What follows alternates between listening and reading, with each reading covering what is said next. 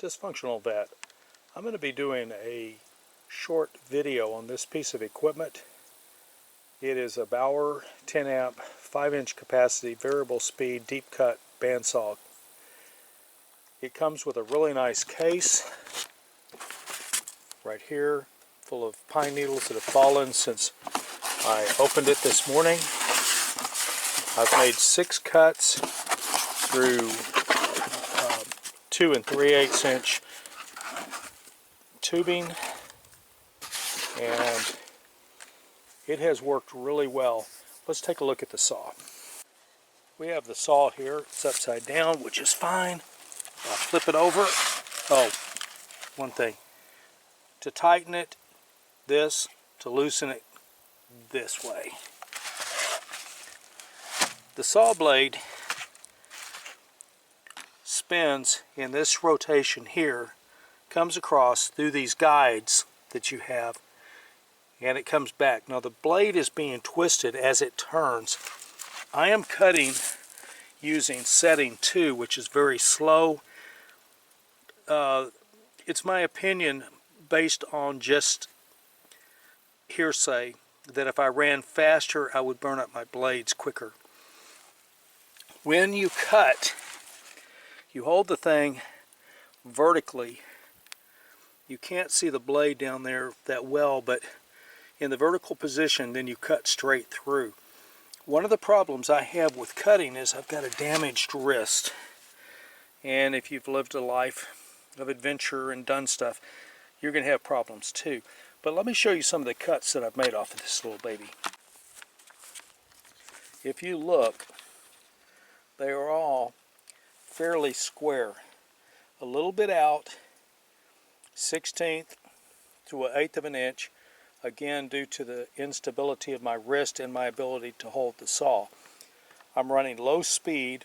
When I put the saw onto the metal, when it starts the cut at the top where the metal's the thickest, it runs slower, not slow, but slower.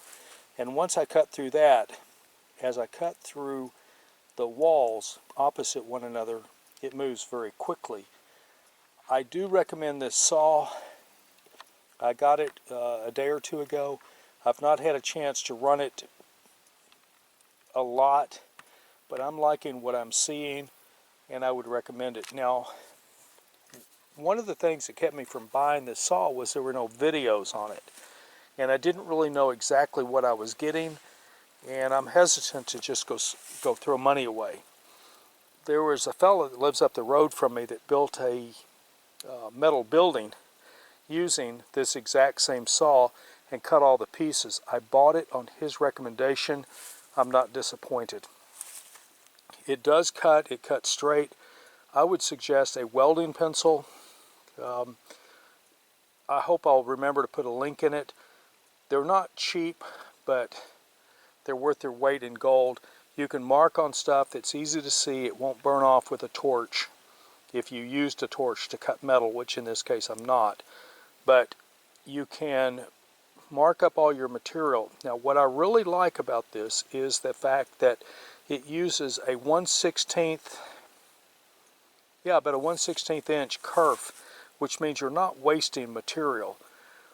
These 5 pipes that you see here are from a 30-foot section of oil field pipe. It's good stuff. It's 2 3/8 inches. I'm going to be using it for fence posts, actually corner posts specifically. And I was able to get just a tremendous amount with almost no waste, whereas had I used a torch, because of the shake that's in my hands, I'm assuming you've seen that in some of the videos, my cuts would not have been as clean. And this is the way to go. It's fast. It's a lot faster than the reciprocating saw that I have, which is a Sawzall.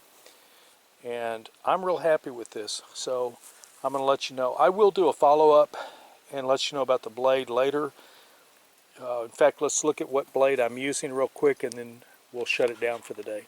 Alright, the blade that I'm using is a 1014 teeth per inch, 44 7/8 inch long, 1/2 inch wide, and it says portable bandsaw blades. There's 2 to a package. They're 15 bucks. I'm going to see if I can find them somewhere else a little bit cheaper. It says the blades have 8% cobalt. I will tell you that running it on the low speed, except for the fact that I've got the problem with my wrist and getting straight cuts, I can't tell there's any kind of problem. Using the Sawzall, which I haven't shown you, I've been making a lot of cuts.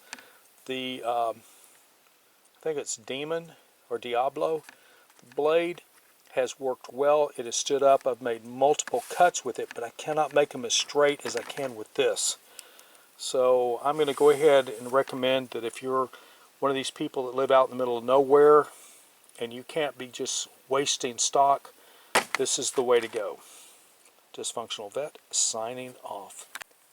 Putting the saw away. We open the case. We have 2 dimples on this side.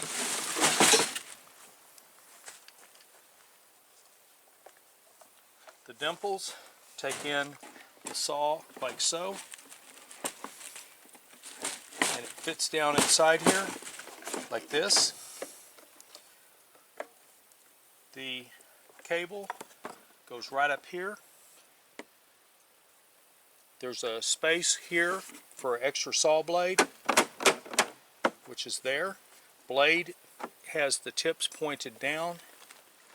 The case closes like so. Latches, I hope you can see that, because I can't see the camera to see if you're seeing that. Latches flip down, and voila, you're done. Your saw is put up. Just beat the plastic back into place because these things never fit exactly, and you're done. This extra bonus is at no extra price for you to watch this video presented by Dysfunctional Vet.